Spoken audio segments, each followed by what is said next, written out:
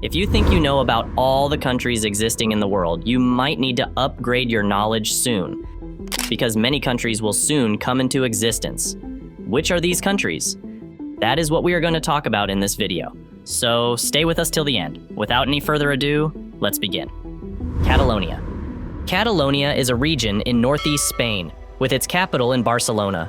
It's known for its rich culture, long history, and strong economy. For many years, Catalonia has wanted to become its own country, separate from Spain. This desire comes from a mix of historical reasons, cultural pride, and economic factors. Catalonia is one of the richest areas in Spain and contributes a lot to the country's economy. Many people in Catalonia believe they can do well on their own without being part of Spain. This belief has fueled a strong independence movement. In 2014, Catalonia held a vote to see if people wanted independence. About 80% of voters said yes, but the Spanish government said the vote was illegal because the Spanish Constitution doesn't allow regions to leave on their own. Catalonia tried again in 2017 with another vote, and again, most voters wanted independence.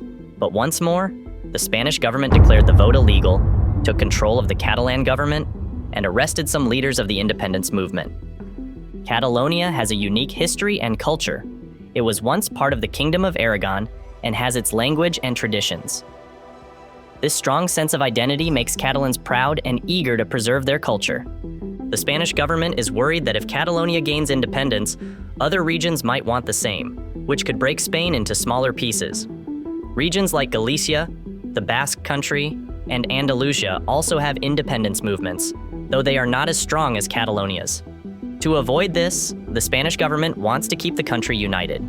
They have suggested giving Catalonia more autonomy, allowing it to manage more of its affairs while still being part of Spain. This compromise aims to satisfy Catalonia's desire for more control without breaking up the country. Kurdistan. Kurdistan is a region in the Middle East where the Kurdish people live. They have long wanted their own country, but haven't achieved it yet. Their dream includes parts of Turkey, Syria, Iraq, and Iran, where many Kurds live. Some want full independence, while others just want more autonomy within the countries they live in. In Iraq, there has been some success. Iraqi Kurdistan is an autonomous region. In 2017, they held a vote, and 92% of voters wanted independence. But the Iraqi government rejected the vote, saying it wasn't legal. The Kurds' desire for their own country is deeply rooted in their history and culture. There was once a small Kurdish kingdom in Iraq from 1922 to 1924, but it didn't last long. Around 30 million Kurds live in the Middle East, making them one of the largest groups without their own country. In Turkey, the Kurdish population has faced a lot of repression, with many conflicts between Kurdish fighters and the Turkish military. In Syria, Kurds created a semi-autonomous region called Rojava during the Syrian civil war. They played a key role in fighting ISIS, but their future remains uncertain due to the complicated situation with the Syrian government, Turkish actions, and international politics. In Iran, Kurds mostly live in the northwest and have faced suppression from the Iranian government. Like Turkey, Iran doesn't want to lose any territory to an independent Kurdistan. Despite these challenges, the Kurds continue to push for their rights, driven by their strong identity and desire for self-rule.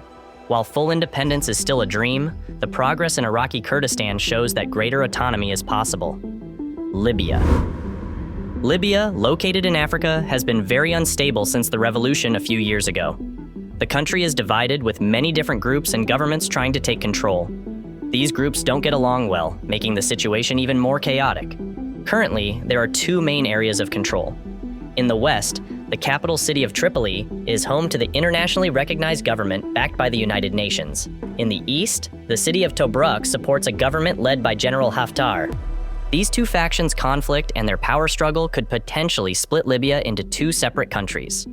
While many other smaller self-proclaimed governments exist, they haven't gained much support so far. The ongoing conflict between the western and eastern factions makes the future of Libya uncertain, with the possibility of it breaking into two newly independent states. Balkans. The Balkans is a region known for its complex history and diverse cultures.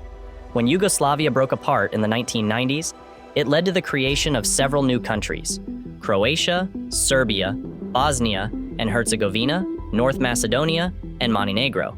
This breakup was marked by significant conflict and upheaval, which has had lasting impacts on the region. One of the most contentious issues in the Balkans is the status of Kosovo.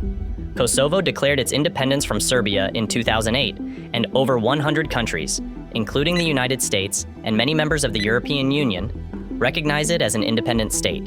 However, Serbia, along with some other countries, does not recognize Kosovo's independence and considers it an autonomous province within its borders. This disagreement has led to ongoing tensions and complex diplomatic challenges. The breakup of Yugoslavia also involved significant ethnic conflicts, especially in Bosnia and Herzegovina, where different ethnic groups sought control. The Bosnian War, which lasted from 1992 to 1995, was one of the most devastating conflicts in the region, leading to a complex political arrangement to keep the peace. Today, the Balkans are still navigating the legacy of these conflicts. Efforts to achieve greater stability and cooperation continue, but challenges remain. Issues like ethnic tensions, political instability, and economic development are central to the region's ongoing journey toward peace and prosperity. Bosnia. Guess what? There's another separation issue in Bosnia that everyone argues about. It's a bit confusing, but here's the deal. Inside Bosnia and Herzegovina, there are two main regions. One is the Federation of Bosnia and Herzegovina, which has a large Croat population. The other is Republika Srpska, or RS for short, which has a big Serb majority, not to be confused with Serbia, the neighboring country. Republika Srpska has wanted independence from Bosnia for a while. They have even tried to hold a referendum to decide on independence. However, the central government of Bosnia and Herzegovina refuses to allow it as they don't want to lose a significant part of their country. This situation adds to the complex political landscape in Bosnia, making the country's path to stability even more challenging. The desire for independence in Republika Srpska creates tension within Bosnia, similar to the issues seen in other parts of the Balkans, where ethnic and regional identities are strong. These internal divisions highlight the ongoing struggles in the region since the breakup of Yugoslavia. The balance between maintaining national unity and addressing the desires of different ethnic groups remains a delicate and contentious issue in Bosnia and Herzegovina. Scotland. Scotland is a favorite topic for many, especially when it comes to independence. In 2014, the Scottish people voted on whether to stay in the UK or become independent. They decided to stay, but the margin was somewhat narrow. Since then, a lot has changed, especially with Brexit. Many believe that a key reason Scots chose to stay in the UK was to remain in the EU. Leaving the UK back then might have made it hard for Scotland to join the EU, as the UK or other countries with their independence movements, like Spain, could have blocked it. This became clear when the UK voted for Brexit. Almost all of Scotland voted to stay in the EU. Since then, the Scottish government has been pushing for another independence referendum. They want to give people another chance to decide if they should be independent, especially after Brexit. The effects of Brexit have caused significant debate about the unity of the UK. With Scotland showing strong interest in staying in the EU, many argue that a new independence vote could lead to Scotland leaving the UK. This ongoing issue highlights the tensions within the UK and the differing priorities of its nations. Somaliland. Somaliland, a region in Africa, considers itself independent from Somalia.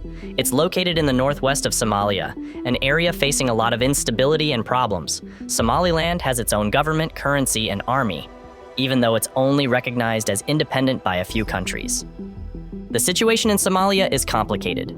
There's Somaliland, which is acting independently. Then there's Somalia itself, struggling with its issues. On top of that, there are areas controlled by Ethiopia, supporting Somalia, and regions ruled directly by the African Union. Local militias also control some parts.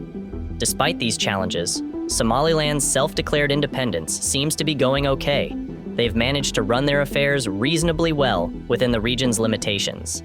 The main thing left is to resolve their dispute with Somalia and gain recognition from more countries internationally. It's a complex situation, but Somaliland's ability to function independently shows its determination to establish itself as a separate nation. Kaliningrad. Kaliningrad is part of Russia. It is that little piece of land in the middle of Europe that often catches our attention on maps.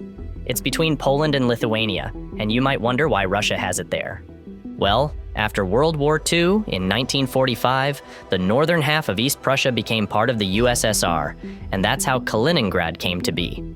After 1991, when the Soviet Union dissolved, Kaliningrad became a part of the Russian Federation. It couldn't ask for independence because it wasn't its republic within the Union. Most of the people living in Kaliningrad are Russians, and there wasn't much interest from others to take it over because it would have been tricky to incorporate foreign territory, and they didn't want to upset Russia. Even now, the chances of Kaliningrad becoming independent are very slim. Some say it should be given back to Germany, but Germany isn't interested. And the Baltic countries and Poland probably don't want to upset Russia or deal with the complications of taking over such a large region. Since 2004, when the EU expanded, Kaliningrad has become more isolated from the rest of Russia. It seems like there should be some solution to this, but it's unlikely to change anytime soon. Korea. When we talk about Korea, we usually think of North and South Korea.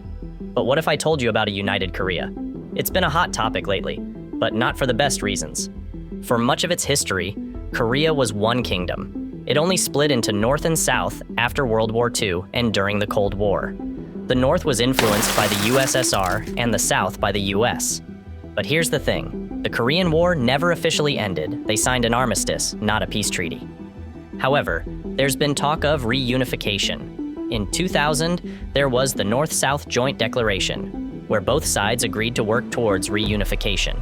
This idea got a boost in 2018 with the Panmunjom Declaration for Peace, Prosperity, and Reunification of the Korean Peninsula. So, what would it take? Well, first, the peninsula would need to be denuclearized and military tensions eased. Then, they'd need to formally end the war and start cooperating more socially and economically. This could eventually lead to unification. But here's the catch. North Korea would have to change. They'd need to become more open and maybe even change their regime. And that's not likely to happen anytime soon. Western Sahara. One such disputed territory is claimed by locals as well as Morocco. Its status remains uncertain to this day, with conflicts between the two sides ongoing. Since 1991, the UN has enforced a ceasefire, but there's still no clear winner or recognized sovereign at the international level. Some countries believe the area belongs to Morocco, while others treat it as a separate country. Negotiations are ongoing, and hopefully, a peaceful resolution will be reached. These were just a few examples of regions around the world that might become independent in the future, forming new countries or reinstating historical ones. Many of these regions have a rich history as independent kingdoms or nations in the past. Which of these countries would you like to visit? Share with us in the comment section below. If you enjoyed watching the video, don't forget to like, share, and subscribe to our channel.